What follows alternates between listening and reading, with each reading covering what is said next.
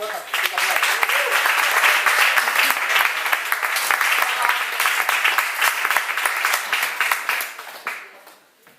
How do you know it's interesting?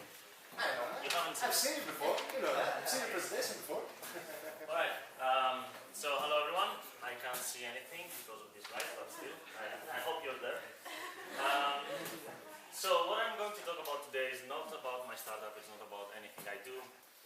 It's basically how the sausage is made. Because I don't know if you know this expression, but everyone likes eating sausages, but no one wants to see how they're made. Because they're really and the truth is that there are a lot of myths around startups. Everyone thinks it's cheap and cool, but it's not really that nice. Next slide, please. So, first of all, who am I? So, I'm the sexy guy in the middle. I'll give you my phone number a bit. I'm a student, still, at the University of Patras here. Oh, no, go back. Okay, yeah. So I'm a student at the University of Patras. I'm also CEO of Codebender. So I have a question. What's the number one job for a university student? What are they supposed to do? Coffee drinker. Waiter. Good enough. Designer. Party. Yeah, there you go. We have a winner. So of course, when I went to the university, I started partying. And then what's the last thing they do? This is easy. Study. And of course I wasn't studying. So basically I was procrastinating and partying and drinking a lot of alcohol. And at some point I actually started taking classes. And you know, one of those was a class called Distributed Systems, where I met a brilliant professor, and he liked me for some reason. He took me, he gave me a job at the research facility here at the university. So I started working on wireless sensor networks, which is really boring, but it's something that you will probably see in 3 to 5 years. So I'm a typical researcher for the European Union, you know, who gets a lot of money for doing nothing.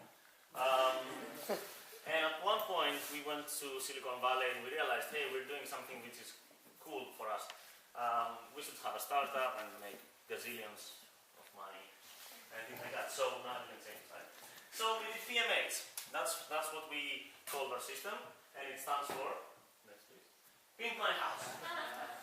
As you can see, we are very strict guys, very serious.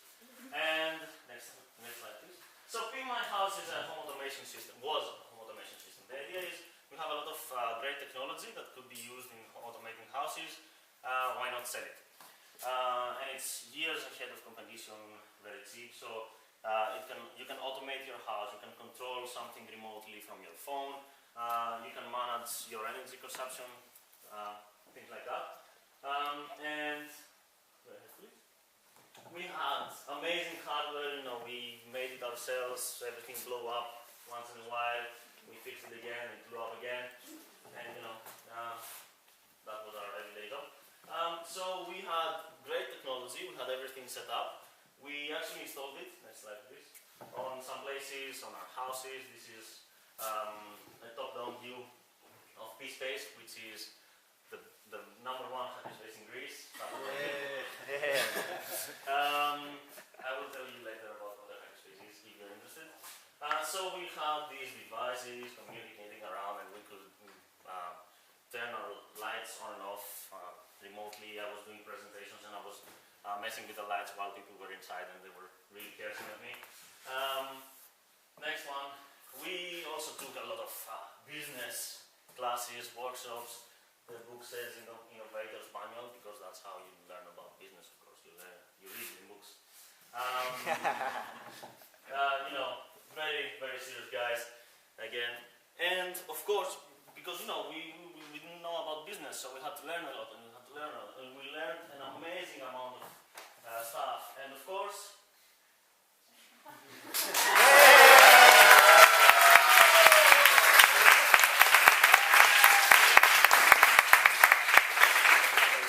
that wasn't me, just for the record. So we failed, and the reason we failed is future of the startup. This is one of my favorite quotes. Dave McClure is a brilliant guy, a big investor, very well known in Silicon Valley mostly. And he defines a startup as a company who doesn't know anything. They don't know anything. They don't know what's going on. So they don't know what they're doing, who they're doing it for, and how the fuck they're going to make money. And once you find out all the three of those, then you become a real business. Next one. And of course, so first of all, we didn't know exactly what we did. I'll come to that. We didn't know what we did, who we did it for. Is it going? I'm going to sell the hardware or the software that controls the hardware, and so who am I going to buy? Me? Okay, then there's two guys like me in the planet, so this is probably not the best customer. Okay, my mother. My mother doesn't want to buy something like that. So, you know, and how are we going to make money? I don't know, money happens. I thought you just sell stuff and you get money. And of course it's really hard. And when you're 5 guys in a garage and you have absolutely no money, and everyone has crazy ideas, then you get shit like that. You wake up every 2 hours and cry. And this is an actual quote from Ben Horowitz. He is also a VC, but he used to have one of the biggest startups in the 90s. And it's really, really true. So, next slide. What did we learn? Of course, we stopped the idea because it wasn't going anywhere. So we learned, first of all, one very common misconception, especially in Greece. Everyone wants to have a crazy idea for a startup. Let me tell you, ideas are worthless. You will change your idea so many times that it will not make, like you won't recognize the original idea. Really, I was going to do that? That's stupid. And of course, it's not about the idea, it's what they say, it's about execution. It's about grabbing it and going at it and then changing it and refining it and, you know, understanding what's wrong with your idea, because every idea is stupid, let me tell you that. You have to assume that everyone is lying to you. If they tell you that they like what you're building, they're lying. If they tell you that they don't like what you're building, most often they're not lying, but sometimes they are asked to have a meeting. If you take at least 4, if you think a trip will cost you €300, it will cost you at least 600, and make sure you know that, because otherwise you have very, very nasty surprises. And what is vacations? I don't know this word.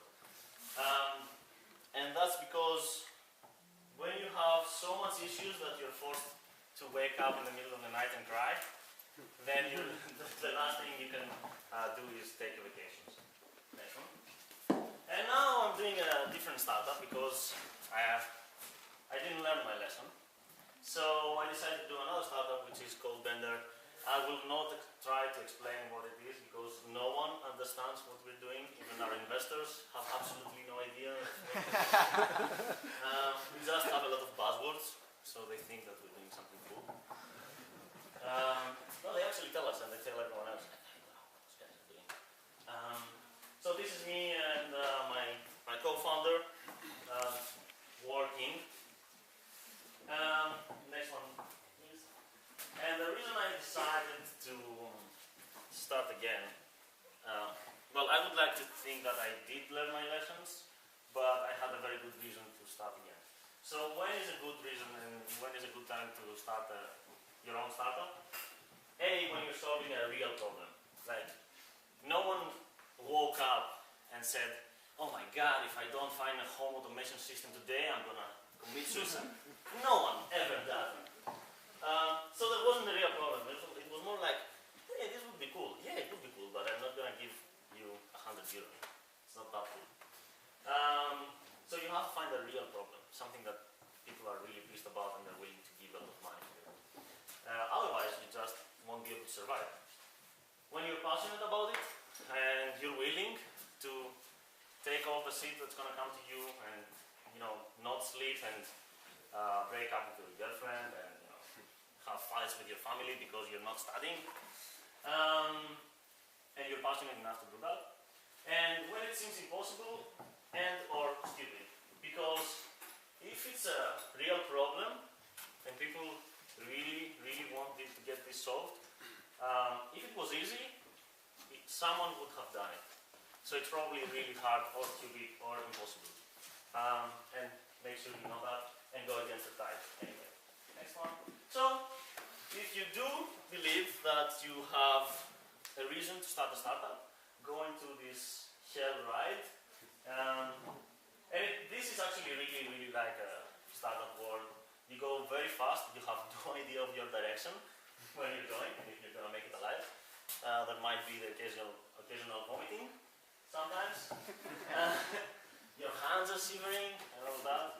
But you know, sometimes it's really worth to make that leap and try and get in there and see where it goes. That's it. Thank you.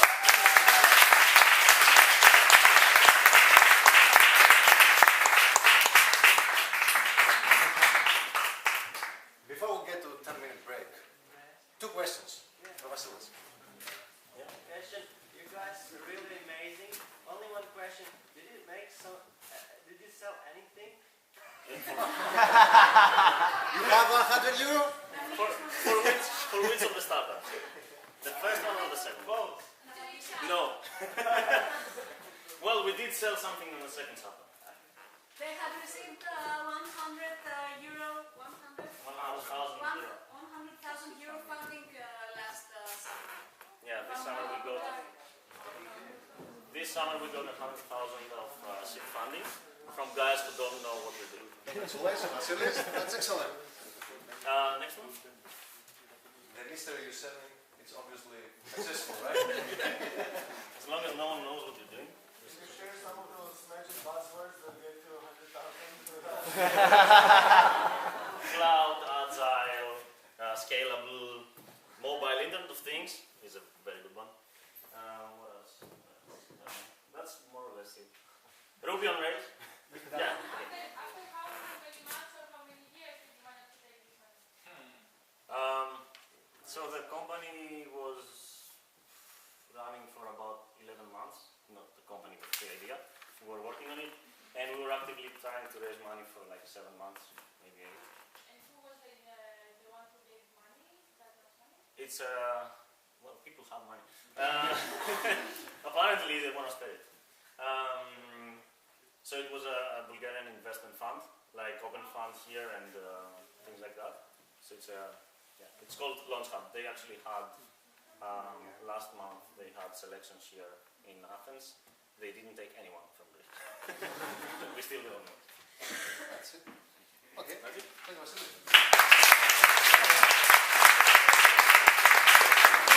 If we take 10 minutes break, do you promise me you won't go outside? Yes. Hit the coffees. 10 minutes break.